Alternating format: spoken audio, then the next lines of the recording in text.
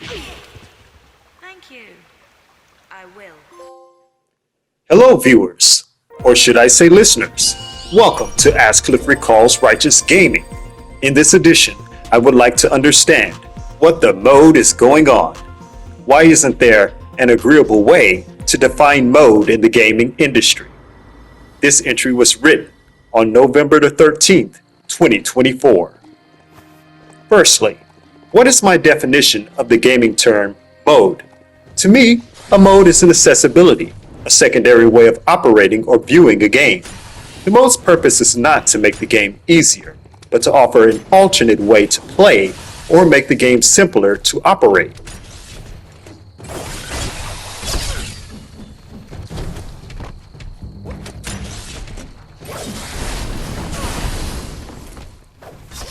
Secondly, hard mode is not really a mode, it's a difficulty setting.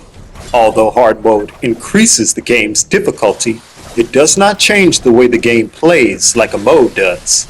Some modes require a console accessory or attachment for the mode option to be available to the player.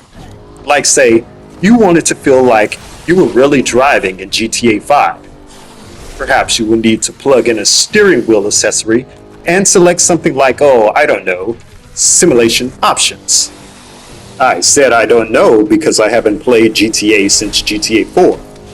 But continuing with today's tech and USB, a computer can now identify a support device. You first plug it in. This ultimately eliminates accessing the menu, since the mode will be switched on automatically. Visual mode can be activated automatically as well, depending on what software is applied to hardware or vice versa. From what I've seen online, the PS5 Pro has a visual mode called PSSR, which purpose is to reduce latency and enhance the overall visual performance in certain games. Mode activates automatically for Sony registered titles and exclusives, but not so for most third parties. While assuming that Sony has a certain style of direction with their first party, it seems like a mild convenience when PlayStation still uses General USB for its controller brand. With each generation, however, a new feature is added to the DualShock, with developers not making use of those features to create new experiences in gameplay.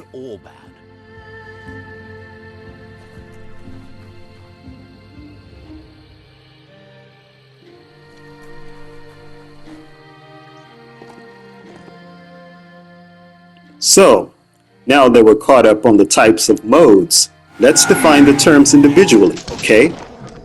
Operating mode, a game mode that gives the player a preset way to operate or control a game. The preset, however, is not just to alter the way you play, but to make it simpler or more defined. For example, in past brawler games, such as Teenage Mutant Ninja Turtles the arcade game, you mash the button multiple times to perform combo attacks. To avoid this, you may want to turn on the rapid fire mode option. This operating mode could help save your thumb when you're faced with multiple opponents. Rapid fire mode would make the combo simpler because you only have to hold down the action button to get the same effect. I myself would expect modes such as these to eventually break immersion. But maybe it's because I'm doing a lot more solitary gaming these days. So much so, in fact, that I'd probably considered recruiting as a cadet for the VR Troopers. Dad, everything needs to be 3D now. Which brings me to another example, the turret head. Yeah, I think the turret head is an innovative way to control the camera in video games. And added with our VR helmet, maybe it'd be cool to use our hands to gesture moves or inputs too. Maybe that wouldn't be as simple as using a joypad, but time for change. Maybe we can even do voice commands to spare every digit on our hands. Move, move, move, we might say.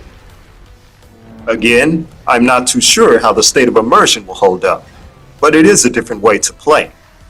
Do you remember Final Fantasy XII? It's a good example of an RPG battle system that is really in operating mode. Final Fantasy XII's Gambit system allows players to preset the AI strategy in combat so the player can sit back and watch the action unfold. It's not completely hands-off though, as you will have to keep your characters up to date by balancing the way they behave in combat. And you can also control actions traditionally, which is really not worth mentioning. The other mode is viewing mode. If the game is bad on your eyes, then the viewing mode is for you. Viewing modes are everywhere right now. Television settings such as 4K and HDR, Dolby Vision in game fidelity mode, classic filters for remastered games. Today, viewing modes are even more important to the games industry than new ways to play.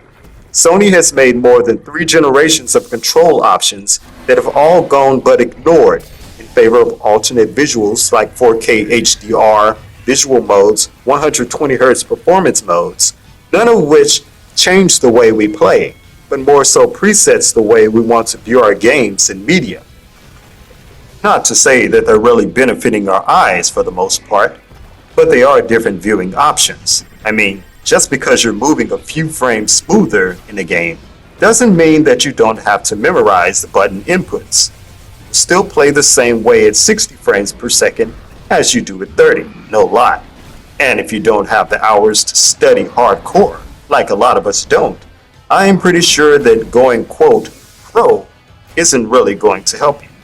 Take it from me, not from a competitive standpoint or a monetary investment, it will not help you.